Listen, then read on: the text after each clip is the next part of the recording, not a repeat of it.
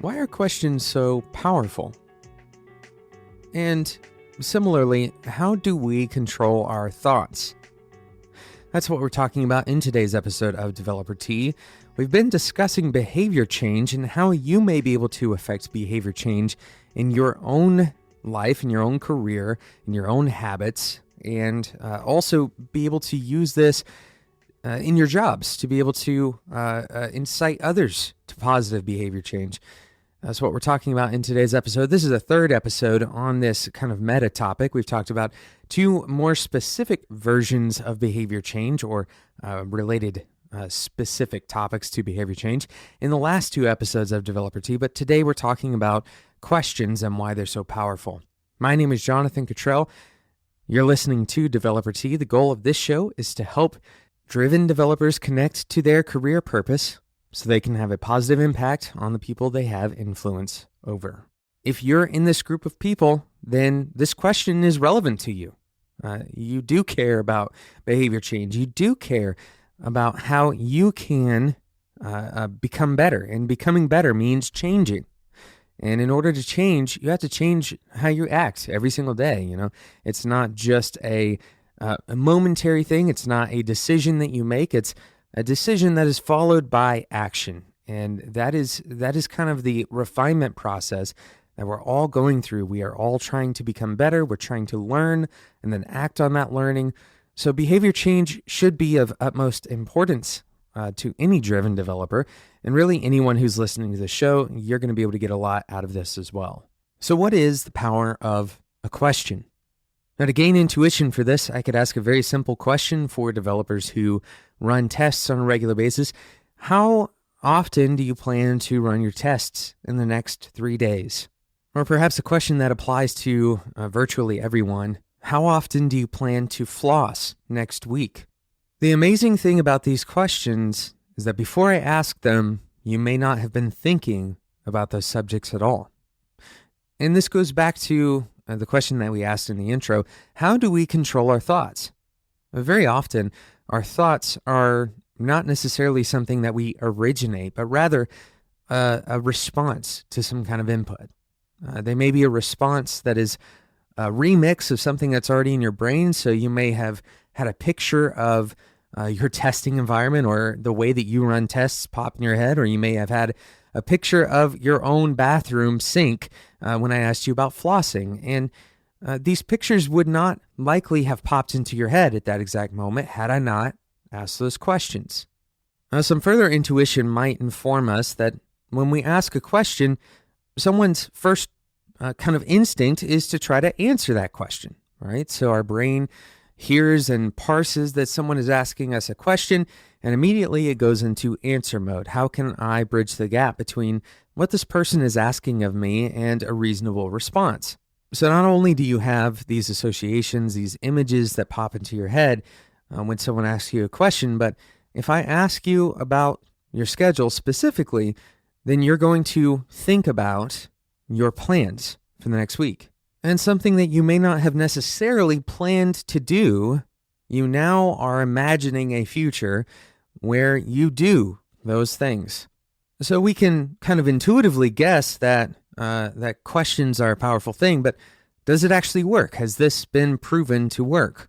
Well, we're going to talk about that right after we talk about today's sponsor, Fuse. Today's episode is sponsored by Fuse, and Fuse is providing, I'm going to go ahead and tell you up front, a huge discount to you if you choose to go forward with their premium plan. It's the professional plan, which is meant for people and teams who have steady income coming into their business, whether you're a freelancer or if you have an agency or something like that.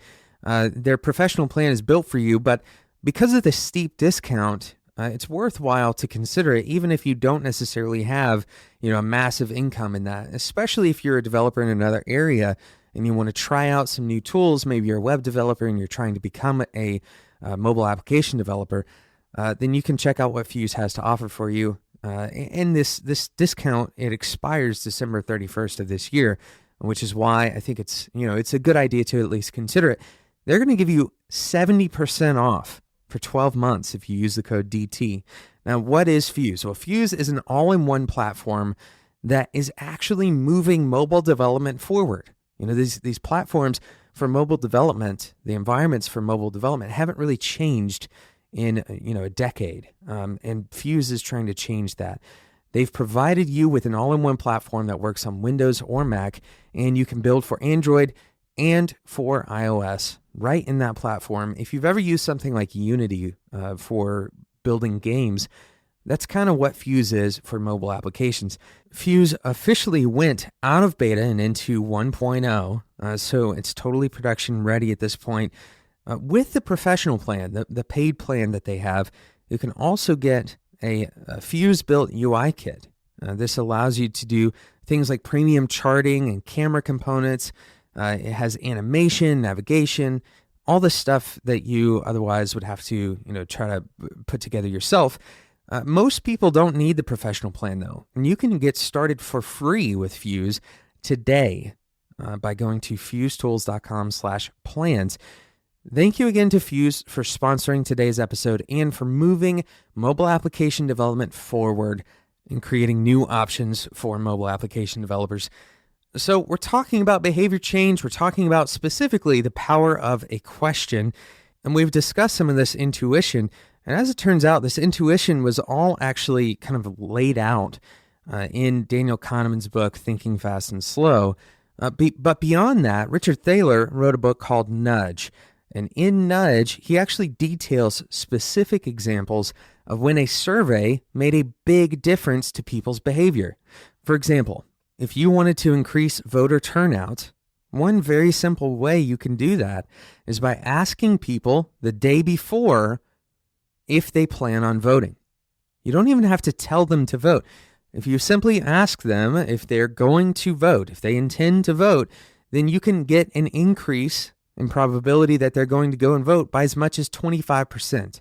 Another study in Nudge details 40,000 people that were asked the simple question, do you intend to buy a new car in the next 6 months? And just being asked this question increased the purchase rates by 35%. These are not the only studies. In fact, the specific question that I asked about flossing, that has been studied too. If you ask someone if they plan on flossing in the next week, if you ask people about their intentions specifically, those behaviors are going to change. If you ask people are going to floss, if you ask them whether they intend to consume fatty foods or not, people tend to consume less in the following week just because of this question. So the power of a question should not be underestimated. So what does this mean for you? Well, number one, listening to this podcast hopefully provides you with some of these questions, some behavior-changing questions. I'll give you a few right now.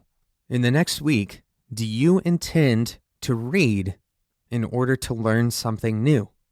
Have you set any long-term goals for the next month? Do you intend to exercise by going to the gym or perhaps running outside in the next 2 weeks? These are simple questions that maybe you aren't necessarily going to think of on your own, but you can do things like listen to this podcast.